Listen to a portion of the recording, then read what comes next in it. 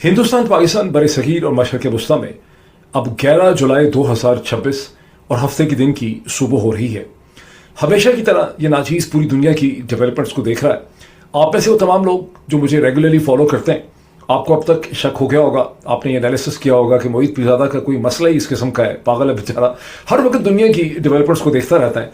लेकिन मैं आपको बताऊं कि मैं जब डेवलपमेंट्स को देखता हूं तो हर डेवलपमेंट, हर न्यूज़ स्टोरी के अंदर से मैं एक मॉरल आउटकम निकालने की कोशिश करता हूं कि इसका मतलब क्या है, इसमें से हम क्या चीज़ सीख सकते हैं। तो मैंने एक बहुत ही अजीबो गरीब किस्म की, बहुत इंटरेस्टिंग, जब आप फैसला करें कि ये इंटरेस्टिंग ज़्यादा है या खौफनाक ज़्यादा है, मैंने एक न्यूज़ स्टोरी देखी। गुज़श्ता 24 घंटों में यूनान के एक एयरपोर्ट से रायन एयर का, जो मेरा ख्याल बजट एयरलाइन है, उसका एक जहाज़ उड़ा जर्मनी के किसी एयरपोर्ट के लिए। वो थोड़ी देर उड़ा था तो उसकी एक खिड़की जो है वो टूट गई और एक शख्स जो उस खिड़की की विंडो सीट पे बैठा था वो बेचारा हवा में मुअल्लक हो गया। फॉर्चुनेटली उसने बेल्ट पहनी हुई थी और उसका धड़ भारा हवा में लटका हुआ था जहाज़ के बाहर, लेकिन बाकी पैसेंजर्स ने उसको खींच के अंदर कर लिया। जहाज़ वापस यूनान के एयरपोर्ट की तरफ आया और पता चला कि ये जहाज़ था बोइंग 737 NG। तो ये मसला है कि खिड़की खुद से नहीं टूट गई, खिड़की की कमजोरी नहीं थी, दर हकीकत जहाज के इंजन का एक पार्ट लूज हो गया और वो आके खिड़की पे लगा, खिड़की क्रैक कर गई, खिड़की टूट गई और ये शख्स जो है हवा में मुअल्लक हो गया। मैंने थोड़ी सी रिसर्च की, कुछ न्यूज़ स्टोरी से पता चली मुझे, कुछ मैंने एडिशनल रिसर्च की। वैसे तो मेरे रोंगटे खड़े हो गए, बिकॉज खैर मैं बैठता नहीं वैसे विंडो सीट में, रोंगटे मेरे खड़े हो गए। तो मैंने देखा कि ये इससे चंद साल पहले भी बोइंग 737 NG के साथ ऐसा ही एक हादसा अमेरिका में भी हुआ था। और फिर अमेरिकन जो एयर ट्रांसपोर्टेशन की सेफ्टी है उसने बहुत डंडा दिया, बम्बू दिया बोइंग को, बोइंग ने अपने तमाम जहाज़ वापस बुलाए, उनको ओवरहॉल किया। अब रायन चूंकि बजट एयरलाइन है, ये पता नहीं कि रायन ने अपने जहाज़ों को, रायन एयर ने अपने जहाज़ों को ओवरहॉल किया था या नहीं किया था, लेकिन अब तो ज़ाहिर है जो कुछ भी वो करेंगे। अब इस स्टोरी के मॉरल आउटकम बहुत से निकलते हैं। पहली बात तो यह है कि अगर आप ट्रैवल करते हैं यूरोप में, खास करके बजट एयरलाइंस बहुत ज़्यादा हैं, तो बजट एयरलाइन में ट्रैवल ना करें, किसी ऐसी एयरलाइन में ट्रैवल करें जिसके पास सफिशिएंट लिक्विडिटी और फंड्स होते हैं अपनी मेंटेनेंस को रखने के लिए। दूसरा इसका मॉरल आउटकम यह है कि अगर आप जहाज़ में बैठे हैं तो चेक कर लें कौन से जहाज़ में बैठे हैं, और अगर आप बोइंग 737 NG में बैठ गए, क्योंकि अमेरिका में ज़ाहिर इस्तेमाल हो रहा है, तो आप फिर ऐसा करें कि एयर होस्टेस वाली जो है ना, सीट आयल वाली, वो ले लें, विंडोज़ पे ना बैठें। वैसे भी अगर आयल सीट पे होते हैं तो एयर होस्टेस अगर अच्छी हो, मेहरबानी करे, तो उसके साथ गपशप का भी खासा मौका मिलता है। लेकिन इसका एक और भी बड़ा सीरियस किस्म का आउटकम है। वो सीरियस आउटकम ये है कि जहाज़ जो है वो एक इंजीनियरिंग प्रोडक्ट है, और जब जहाज़ उड़ता है तो उसके ऊपर बेतहाशा एटमॉस्फेरिक प्रेशर उसके ऊपर होता है, उसके पूरे बॉडी पार्ट्स में। इसीलिए जहाज़ों के अंदर ये मसले जो हैं पैदा होते हैं। अब जहाज़ तो एक इंजीनियरिंग प्रोडक्ट है, इसी तरह से जो एक रियासत होती है ये भी एक मैन मेड प्रोडक्ट है। रियासतें खुदा ताला ने नहीं बनाई, ये कोई ऑर्गेनिक बायोलॉजिकल प्रोडक्ट नहीं है, ये एक मैन मेड पॉलिटिकल प्रोडक्ट है। जब आप गलतियां करते हैं और आपका दिमाग ख़राब हो जाता है तो आप अपनी गलतियों के नतीजे में किसी भी रियासत के ढांचे के ऊपर बेतहाशा प्रेशर जो है वो बढ़ाते चले जाते हैं। जब ये प्रेशर बढ़ता है तो फिर उसके असरात जो हैं वो नज़र आते हैं। इस वक्त रियासत पाकिस्तान, ये जो मुमलिकत खुदाबाद है, इसके ऊपर फील्ड मार्शल आसिम मुनीर ने 3 साल से जो गाड़ी चलाई हुई है नवंबर 2022 से, उसका प्रेशर जो है वो आपको बहुत विजिबल तरीके से नज़र आ रहा है। ये प्रेशर आपको बलूचिस्तान में भी नज़र आ रहा है, ये आपको फाटा में भी नज़र आ रहा है, ये अफगानिस्तान के साथ डीलिंग में भी नज़र आ रहा है, ये आपको आज़ाद कश्मीर में भी नज़र आ रहा है, ये आपको GB भी नज़र आ रहा है। और भूल जाएं इस चीज़ को कि ये अडयाला जेल के बाहर आपको नज़र आ रहा है, पाकिस्तान की सबसे बड़ी सियासी जमात के साथ जो झगड़ा है उसमें नज़र आ रहा है, ये आपको पाकिस्तान की मीडिया के झगड़े में नज़र आ रहा है, ये आपको पाकिस्तान की जुडिशरी के साथ झगड़े में नज़र आ रहा है, उसके असरात आपको नज़र आ रहे हैं।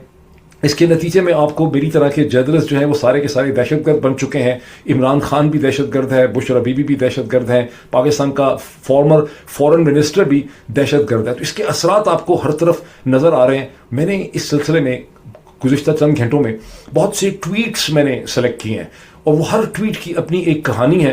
वो ट्वीट मैं स्क्रीन के ऊपर आपको दिखाने भी वाला हूँ और उसके ऊपर चंद कमेंट भी करने वाला हूँ। और जब ये सारी कहानी, मेरा ये व्लॉग आप कंक्लूड करेंगे तो शायद आप मेरे से एग्री करें कि एक मुकम्मल कहानी जो है इन ट्वीट्स की आपके सामने आ जाएगी।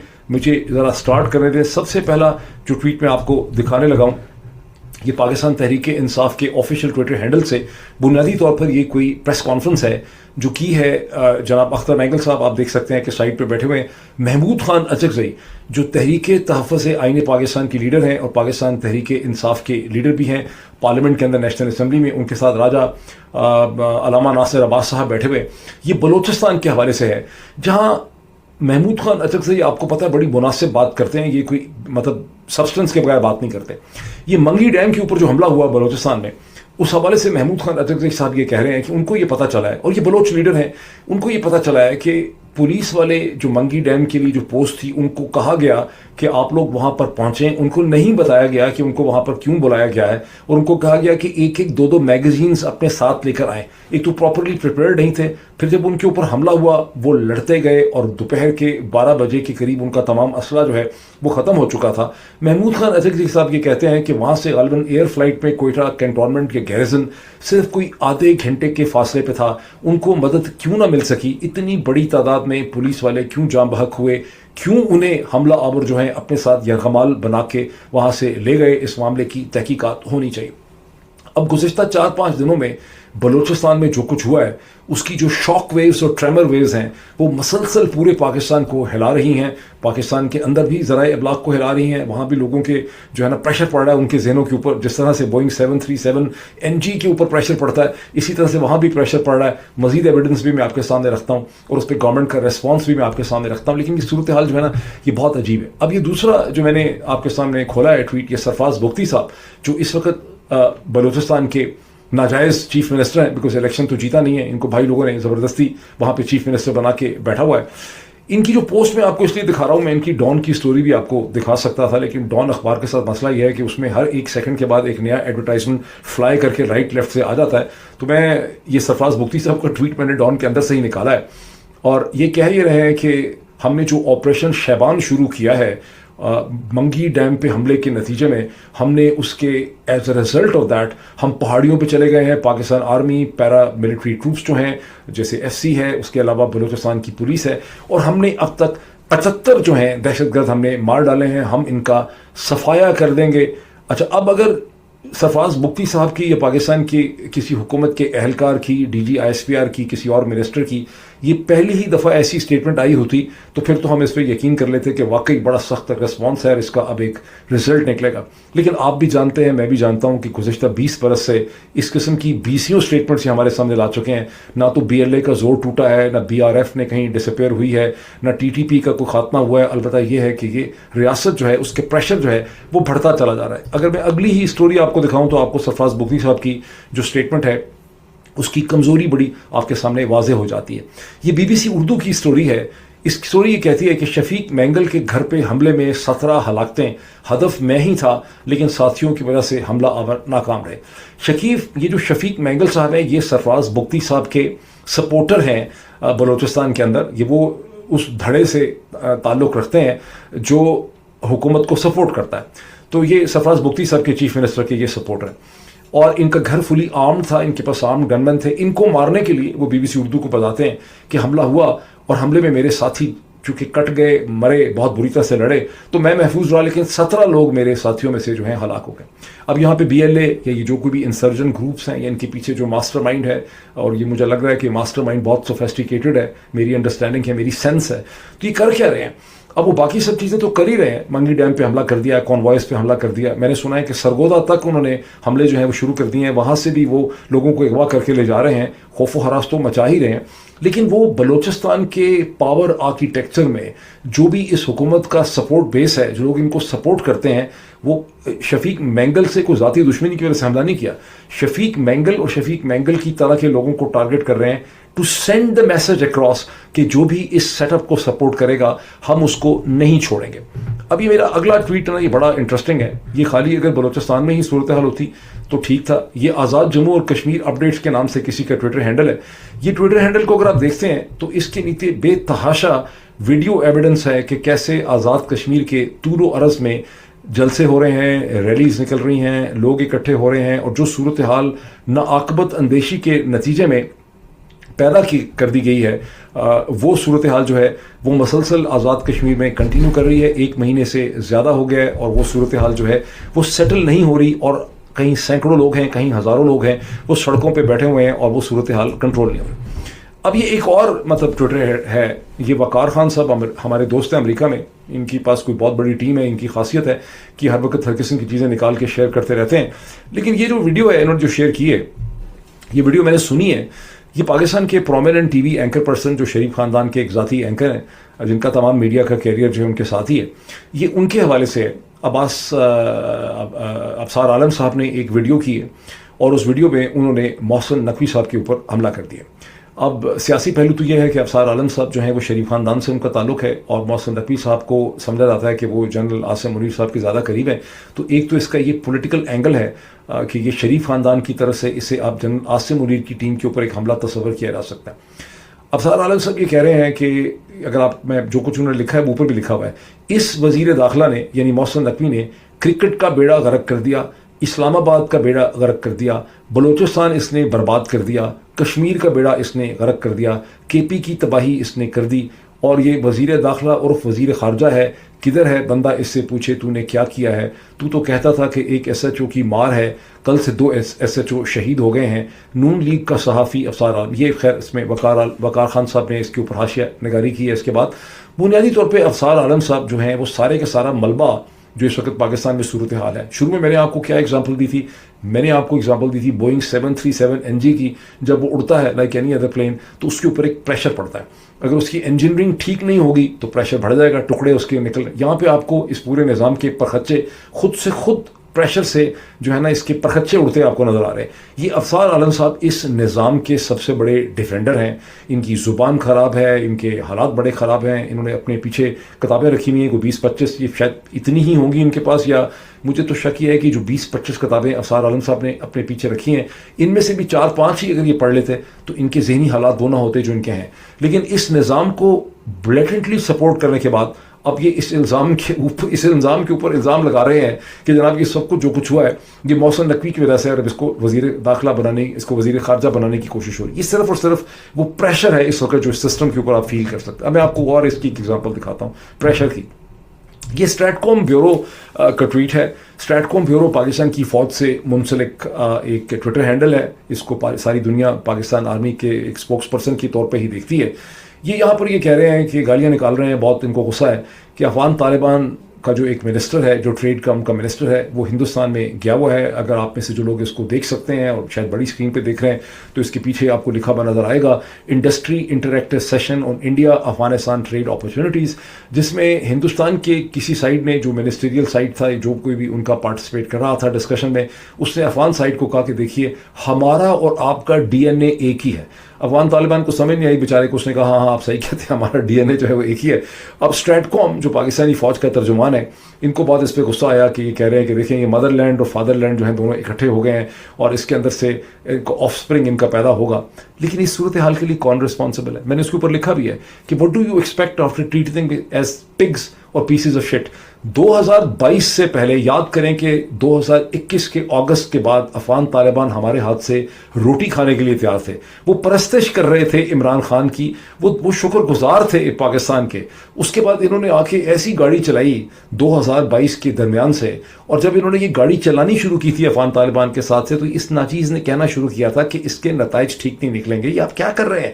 مطلب ہماری 20 سال کی انویسٹمنٹ تھی, ہم نے دنیا کی گالی کھائی, مطلب ڈبل ٹریڈ گیمز یہ وغیرہ وغیرہ, تو آپ یہ کیا کر رہے ہیں؟ اس کا کیا نتیجہ نکلا؟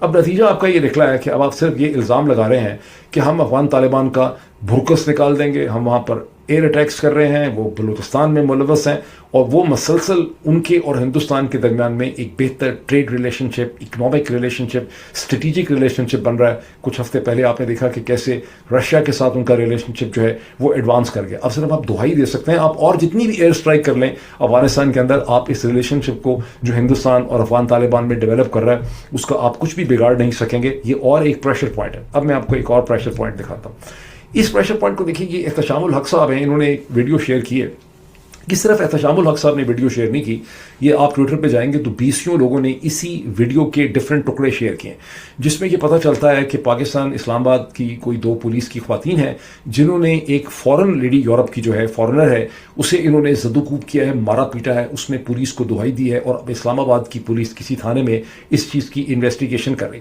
बहुत से लोगों ने इस वीडियो के ऊपर लिखा है कि ये इसाक डार साहब के जो रिश्तेदार हैं, उनके जो नवासे हैं जनाब रज़ा डार साहब, उसके बाद से अभी एक नई रीत चल पड़ी है, रवाज पड़ गया है कि फॉरेनर्स को भी पाकिस्तान में ज़दोकूब किया जाएगा।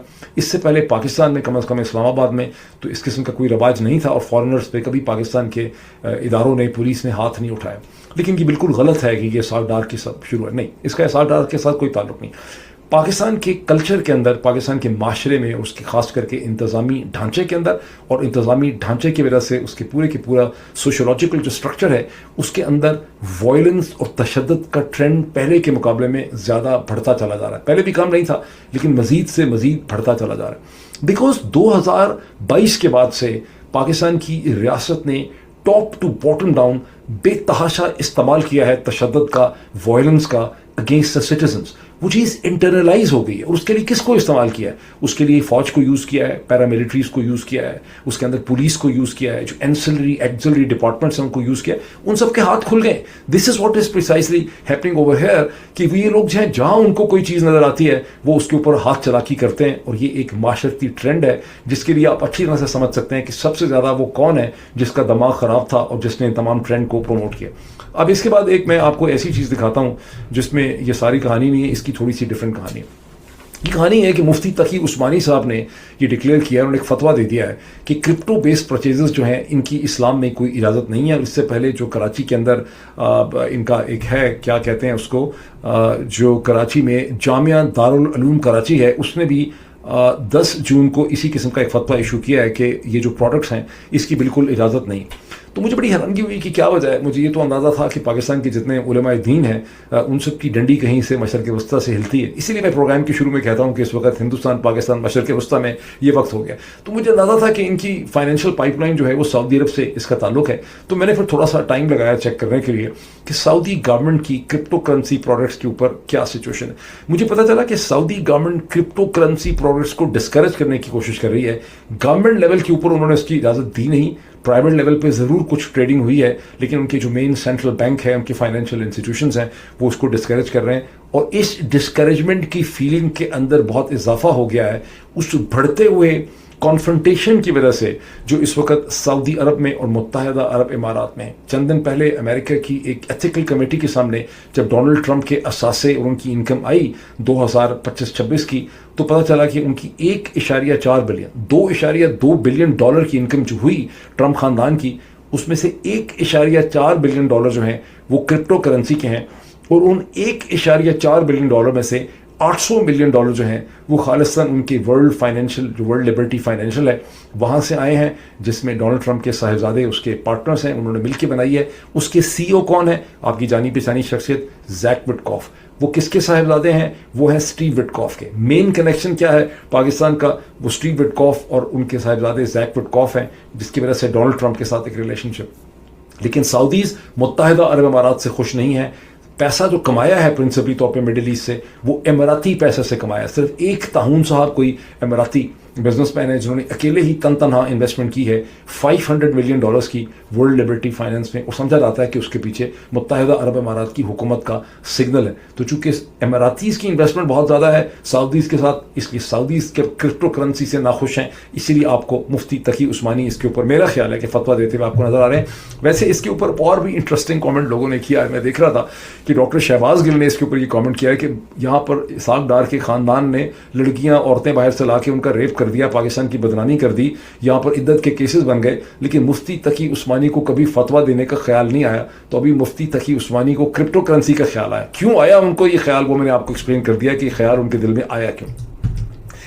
अब मैं आता हूँ एक बड़ी डिफ़िकल्ट किस्म की सिचुएशन की तरफ। ये मेरे सामने इस वक्त न्यूयॉर्क टाइम्स की एक स्टोरी खुली हुई है जिसका टाइटल हेडलाइन है straight of Hormuz will soon be declared open to all traffic, US official से The official said that Iranian negotiators blamed the recent ship attacks on rogue military units. पहले मैं आपको एक चीज़ बताना चाहता हूँ कि इस वक्त अमेरिका के ज़राए अबलाग में, न्यूयॉर्क टाइम्स हो या वॉशिंगटन पोस्ट हो या उसके टेलीविज़न चैनल्स हो, ईरान अमेरिका की कोई ज़्यादा खबर नहीं है. तमाम तर जो फोकस है वो इस वक्त अमेरिका की इंटरनल पॉलिटिक्स के ऊपर है. प्राइमरीज की वजह से पॉलिटिकल डेवलपमेंट्स, ये स्कैंडल तो वो स्कैंडल, तो ये चीज़, तो इकोनॉमिक डेटा.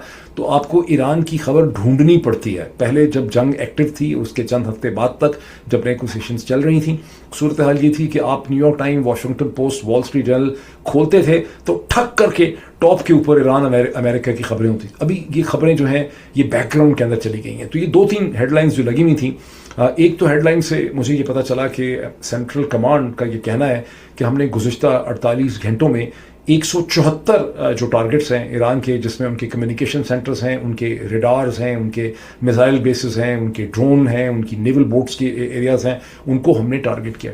एक उसमें टारगेट जो बहुत दूर किया गया है. आप ये देखिए कि ईरान में ज़्यादातर टारगेट जो इसराइल और अमेरिका करते हैं वो ईरान का वेस्ट होता है, क्योंकि ईरान बहुत बड़ा मुल्क है, 6,30,000 स्क्वायर माइल उसका रकबा है. तो जो ज़्यादातर अटैक्स होते हैं इसराइल की तरफ से, अमेरिका की तरफ से, वो वेस्टर्न ईरान के ऊपर किए जाते हैं. एक अटैक जो है वो नॉर्थ ईस्टर्न यानी पाकिस्तान के बॉर्डर के करीब ईरान के ऊपर किया गया, एक रेलवे लाइन के ऊपर, एक रेलवे ब्रिज में. उस रेलवे ब्रिज को डिस्ट्रॉय कर दिया गया. उसकी एक्सप्लेनेशन जो है उसे ईरानी कह रहे हैं कि ये एक सिविलियन स्ट्रक्चर के ऊपर हमला हुआ है, लेकिन अमेरिकन मिलिट्री का कहना यह है कि ये जो रेलवे लाइन और रेलवे ब्रिज है इसके ज़रिए हमने मैसेज इनको ये दिया है कि ईरान की कोई भी सप्लाई लाइन जहाँ से वेपन, एमिनेशन, इक्विपमेंट, कोई चीज़ आती है, कंपोनेंट्स आते हैं, वो हमारी रेंज से बाहर नहीं है और उससे हम टारगेट कर सकते हैं. इसीलिए बहुत दूर जाके समंदर से उन्होंने नॉर्थ ईस्टर्न ईरान के अंदर इस रेलवे ब्रिज को टारगेट किया और उन्होंने ईरान को ये एहसास दिलाने की कोशिश की है कि अगर हमारी बात आपने ना मानी स्ट्रेट ऑफ हॉर्मुज़ के हवाले से, तो हम आपके तमाम इंफ्रास्ट्रक्चर को डिग्रेड करते चले जाएंगे. अब ये जो स्टोरी मैंने आपके सामने खोली है, straight of Hormuz will soon be declared open to all traffic, ये बड़ी एक एग्रेसिव किस्म की स्टोरी है जो डेविड मेरा ख्याल सैंगर की है. और इसमें अमेरिकन ऑफिशियल्स ने न्यूयॉर्क टाइम्स के साथ प्राइवेटली बात करते हुए, नाम उनका न्यूयॉर्क टाइम्स ने नहीं बताया, ये कहा है कि बहुत जल्दी आप देखेंगे कि ईरान सारे स्ट्रेट ऑफ हॉर्मुज़ से दस्तबरदार हो जाएगा और सारी ट्रैफिक, हाँ ओमान की साइड से हो या ईरान की साइड से हो, बिकॉज हमने उन्हें जो मैसेज दिया है 48 घंटों में वो उनको समझ आ गया. वो बहुत सख्त किस्म का मैसेज है और अगर वो ना माने, अगर हाँ इसमें ये भी क्लेम किया गया है कि आप देखेंगे टिल मंडे तक, यानी अब तो इस वक्त सैटरडे शुरू हुआ है ना, तो अगले 48 घंटों में ईरानियंस की एक स्टेटमेंट आपके सामने आ जाएगी. इस हवाले से वो एक तरह से अपोलोजेटिक स्टेटमेंट होगी और वो स्टेटमेंट ये कहेगी कि स्ट्रेट ऑफ हॉर्मुज़ में जो कुछ भी हुआ है ओमान के साहिल के साथ, ये रोग जो एलिमेंट्स हैं IRGC के, ये उन्होंने किया था और वो बुनियादी तौर पे अमेरिका ईरान नेगोशिएशन और एकॉर्ड को फेल करने की कोशिश कर रहे हैं. मेरा नहीं ख्याल कि असल वजह यह है, अगर ये बात सही है, अभी तो हमें ये ठीक तरह से नहीं पता बिकॉज ये अमेरिकन ऑफिशियल्स ने ब्रीफिंग की है और मैं आपको इसका काउंटर भी दिखा सकता हूँ. इसका काउंटर ये है कि ये मैंने आपके सामने प्रेस टेलीविज़न खोल दिया है जो ईरानियन साइट है, जिसमें बुनियादी तौर पर ईरान के फॉरेन मिनिस्ट्री के जो स्पोक्स पर्सन है जनाब क्या नाम है इसका, इस्माइल जो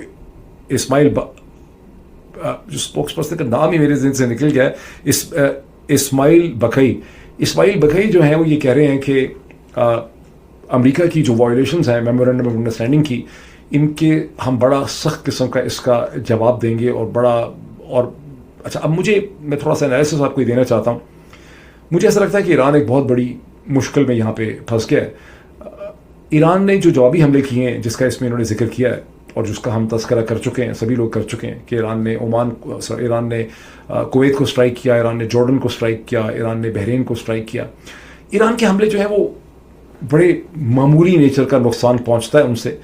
ईरान के हमलों का जो इम्पैक्ट जितना भी बिल्डअप हुआ है वो बुनियादी तौर पे एक न्यूज़ एलिमेंट में बिल्डअप होता है, उसका एक इम्पैक्ट बिल्डअप होता है. उनका जो मेन इम्पैक्ट है वो स्ट्रेट ऑफ हॉर्मुज़ पे कंट्रोल है कि ऑयल शिपिंग बंद हो गई है. ईरान के हमलों से जो नुकसान पहुंचा भी है अमेरिकन बेसिस को, ये मुख्तलिफ जगहों पे, और आप देखें कि ईरान ना तो मुत्तहिदा अरब अमारात पे हमले कर सकता है, ना सऊदी अरब पे हमले कर सकता है, ना वो कतर पे हमले कर सकता है, उसने अपना हाथ रोक लिया.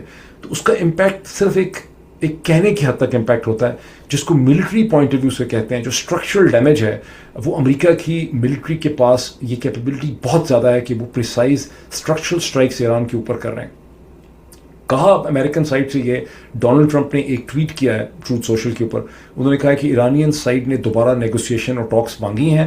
میں نے کہا کہ ٹھیک ہے ان سے نیگوسیشنز کر لیں, لیکن جو ایکارڈ ہمارا تھا, جو سیز فائر ہمارا تھا, وہ فیل ہو گیا. لیٹ بی ویری کلیئر, ٹھیک ہے نیگوسیشن کرتے رہے, سیز فائر فیل ہو گیا. یہ بڑی ایگریسو پوزیشن لے لی ہے ڈونلڈ ٹرمپ نے اور امریکہ نے یہاں پہ. اور یہ پوزیشن میں یہ سمجھتا ہوں, میرا ناقص انالیسس یہ ہے کہ جو سارا کا سارا پیس کا پروسیس چلا ہے, اس سے ایران کی اوور آل جو لیوریج جو پوزیشن تھی امریکہ کی طاقت سے ڈیل کرنے میں, اس میں کمی آئی ہے. اب آپ سمجھ سکتے ہیں کہ پھر پاکستان, قطر, ترکی نے جو یہ سارا پروسیس میں رول پلے کیا ہے, اس رول میں وہ صرف اور صرف امریکہ کو انہوں نے ایک پلیٹ فارم پرووائڈ کیا ہے اس ساری چیز میں. اس سے ایران کی پوزیشن جو ہے وہ ویک ہوئی ہے. اب یہاں پر اسماعیل بقائی یہ کہہ رہے ہیں کہ ڈونلڈ ٹرمپ نے جو کچھ کہا یہ غلط ہے, ہم نے ان سے پیس نیگوسیشنز نہیں مانگی ہیں, ہم ہر چیز کا جواب دیں گے, ہمارا انٹرسٹ ہے. مجھے شک ہے کہ ایرانی سائڈ چیزوں کو چھپا رہی ہے, اور یہ گزشتہ 2 دنوں میں جو اسٹرائکس امریکنز نے کی ہیں 174 جگہوں پہ, اس میں انہوں نے ایرانینز کو یہ باور کروایا ہے کہ ان کے پاس کس قسم کی پریسیشن کیپیبلٹی ایگزسٹ کرتی ہے, اور وہ اس کو انلیش کر سکتے ہیں ایران پہ. اگلے 48 گھنٹوں میں دیکھیں, منڈے کو اگر ایران کی سائڈ سے یہ اسٹیٹمنٹ آتی ہے, یہ نہیں آتی, اسی سے ہمیں پتہ چلے گا کہ چیزیں کہاں پہ کھڑی ہیں. میرا, چونکہ آپ میں سے جو بہت سے لوگ مجھے ریگولرلی دیکھتے ہیں, میں نے ہمیشہ اس خطرے کا اظہار کیا تھا کہ ایران کو اصل میں نیوکلیر میٹر نہیں کرتا. نیوکلیر کے پیچھے سب نے اپنے آپ کو چھپایا ہوا ہے. امریکہ نے, اسرائیل نے, مغرب کے ذرائع ابلاغ نے, پاکستان نے, سب نے, اور پاکستان نے کم ویسے, I shouldn't be basically seeing it because یہ پاکستان کا مسئلہ نہیں ہے, اور خود ایران نے اپنے آپ کو اس نیوکلیر کہانی کے پیچھے چھپایا. ایرانی نیوکلیر سے فوری طور پہ دستبردار ہو جائیں گے اگر ان سے سینکشنز ہٹ سکیں, اگر ان کو کچھ مل سکے, یہاں پر ریکگنیشن مل سکے ان کے رجیم کو. وہ ریکگنیشن, وہ لیجیٹمیسی ان کو نہیں مل رہی. اس پورے سٹیپ پہ ان کو خطرہ یہ ہے کہ انہیں بیٹرے کر دیا جائے گا اور ان کے لیوریج کو ویک کیا جا رہا ہے. جب بھی فائنل نیگوسیشنز ہوں گی انہیں اس میں سے کچھ بھی نہیں مل سکے گا. یہ جو تیل کی اگر ان کو ایکسپورٹ ہے, یہی ان کو اس وقت ایک چیز ملی ہے. یہ وہ سچویشن ہے جس میں ہم اس کو پھنسے ہوئے ہیں, اور اگلے 48 گھنٹوں میں ہمیں یہ بہتر طور پہ یہ چیز جو ہے وہ سمجھ آ سکے گی. ابھی اتنا ہی, پھر آپ سے ملاقات ہوتی ہے.